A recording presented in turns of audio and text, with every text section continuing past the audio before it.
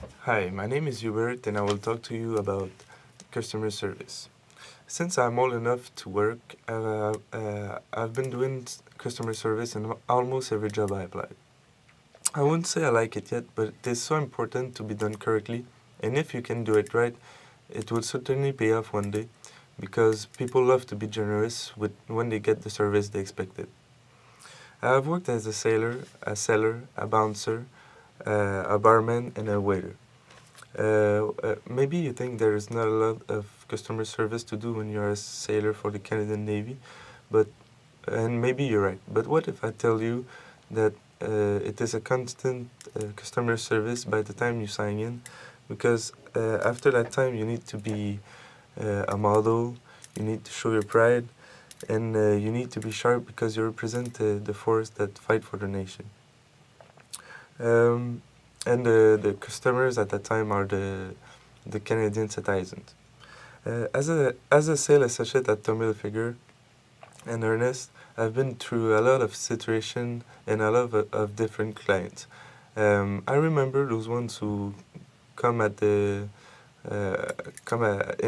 who enter the place and they just don't know what they want, and they still want to try everything. And I remember those ones who come to the place and um, they criticize, they start criticizing everything, and you still talking to them, but you know they're not gonna buy anything.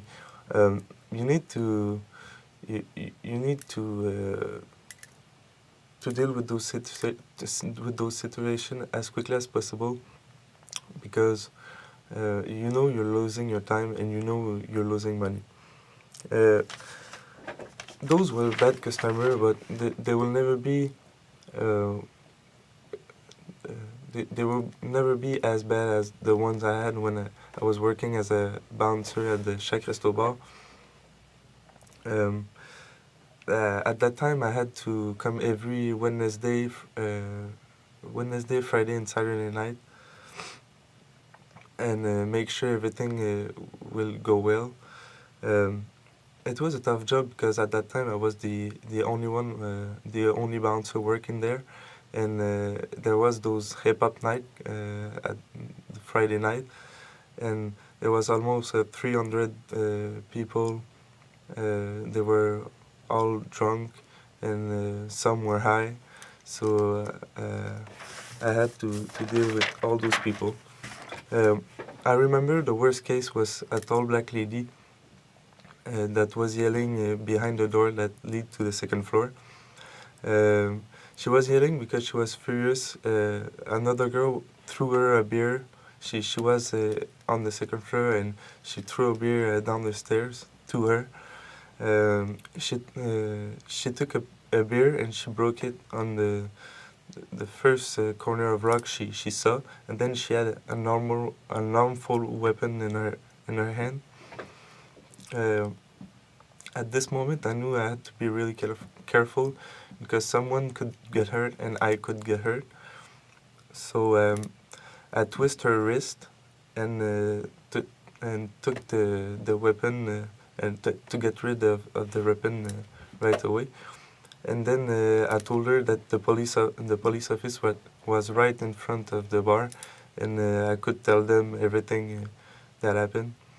So she started to cry, and she told me that the girl threw her a beer and she was really drunk.